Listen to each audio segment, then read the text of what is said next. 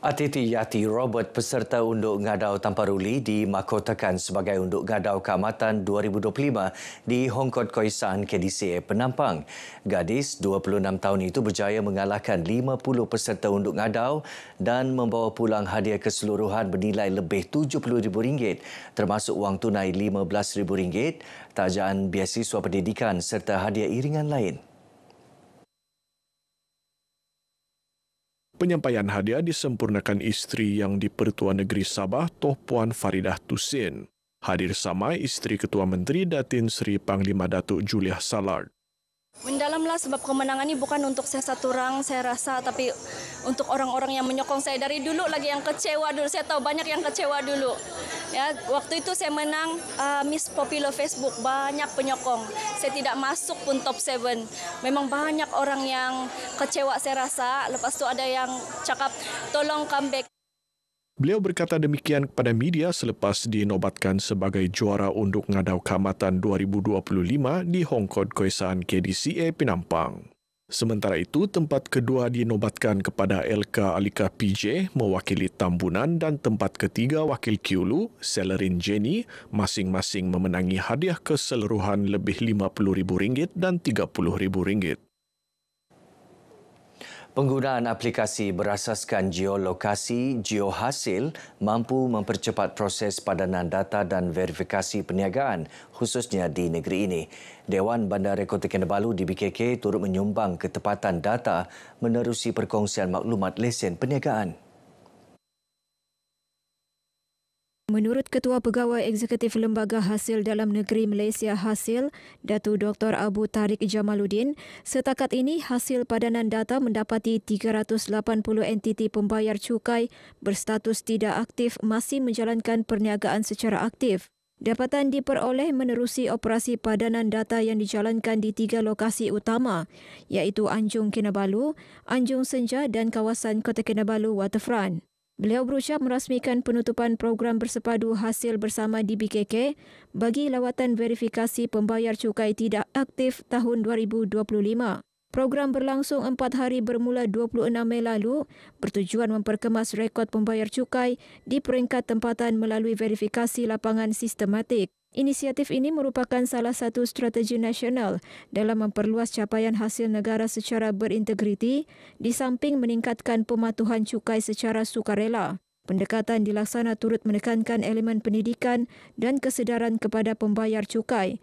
Ia wajar diperluas ke negeri-negeri lain sebagai amalan terbaik dalam pengurusan hasil negara.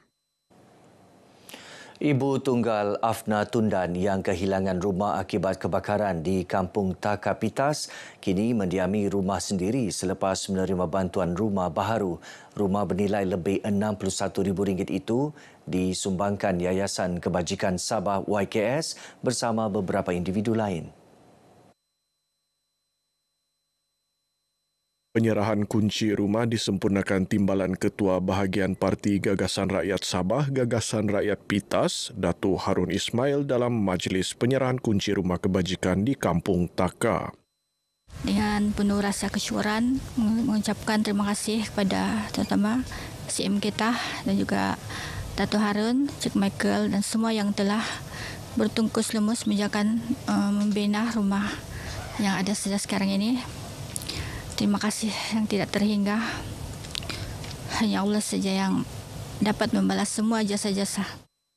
Ketika ditemui pemberita, Datuk Harun berkata sumbangan tersebut merupakan salah satu tanggungjawab sosial korporat CSR YKS bagi meringankan beban Afnah bersama 3 anaknya yang sebelum ini menumpang di rumah saudaranya.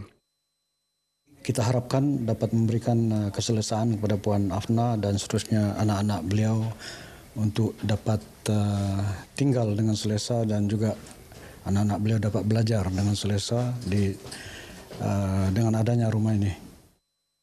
Rumah kebajikan dengan keluasan lebih 500 kaki persegi itu turut dilengkapi dengan 2 bilik tidur, dapur dan tandas. Dalam kejadian kebakaran pada Ogos 2024, Afnah bukan sahaja kehilangan tempat tinggal, malah insiden itu turut mengorbankan suami, anak dan saudaranya. Sabah berada pada landasan tepat untuk memperkukuh kedudukan industri minyak dan gas menerusi SMJ Energy atau SMJE. Penubuhannya pada 2021 menandakan era baharu lanskap ekonomi Sabah dan kini menjadi antara syarikat GLC paling strategik di negeri berkenaan. Ikuti laporan wartawan Magdalena Depol.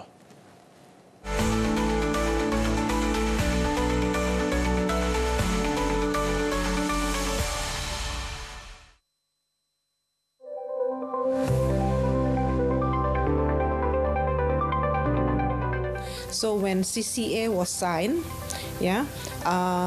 between Petronas dengan State pada 7 Disember 2021, ini merupakan satu perjanjian yang paling penting dalam sejarah negeri Sabah sebab perjanjian ini memberikan Sabah State greater revenue sharing, greater participation and greater say dalam industri minyak dan gas di Sabah. Dalam tempoh hanya 2 tahun, SMJE berjaya memiliki kepentingan strategik dalam sektor huluan dan hiliran industri minyak dan gas, termasuk Samarang, Samur dan LNG9 di Bintulu. Nilai aset kini mencecah 5.1 bilion ringgit. SMJE bukan hanya menjana keuntungan, malah membawa manfaat besar kepada rakyat Sabah. The caveat is 1 billion is the local Sabahan, our local Sabahan contractor who get the business in Sabah, and then another 1 billion is outside Sabah but local contractor, our Sabahan contractor. This year we are targeting for non-technical job, we want 100% Sabahan. For technical job, gradually from 60% to 80%, we prioritize for Sabahan. We will support our own Sabahan company and create a long-lasting futures opportunity for Sabahan to get more jobs. Menerusi tadbir urus profesional dan kepercayaan diberi kerajaan negeri, potensi Sabah dalam sektor tenaga berkembang dan membangun secara positif. Paling penting, rakyat Sabah dapat menikmati limpahan ekonomi.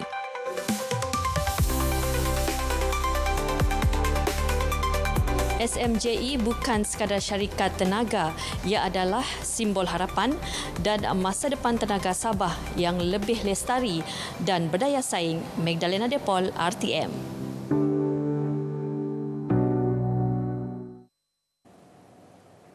Persatuan Bekas Penuntut Maktab Sabah OSKA akan menganjurkan makan malam amal pada 4 Oktober depan di Kota Kinabalu. Majlis ini merupakan salah satu aktiviti OSKA bagi menghimpunkan bekas penuntut Maktab Sabah.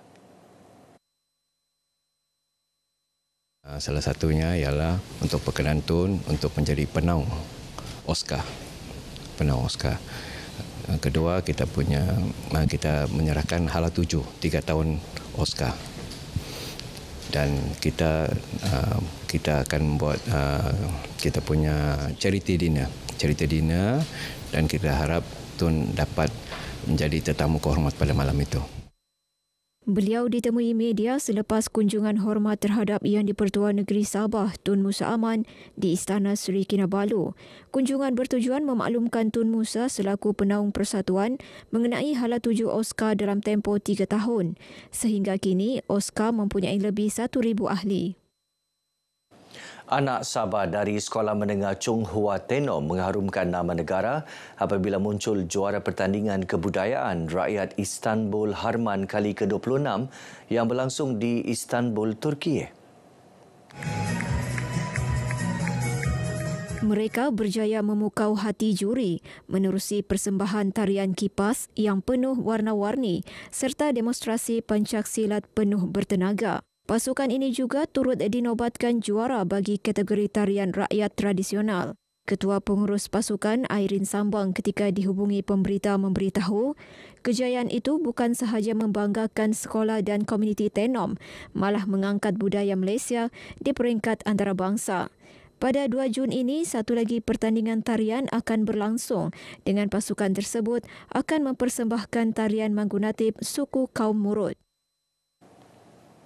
Baik, saudara, sekian paparan Berita Pagi Sabah kali ini. Menyusul selepas ini Berita Pagi Sarawak bersama Lydia Yusrina. Dari sungai hingga segara Palestin, pasti merdeka.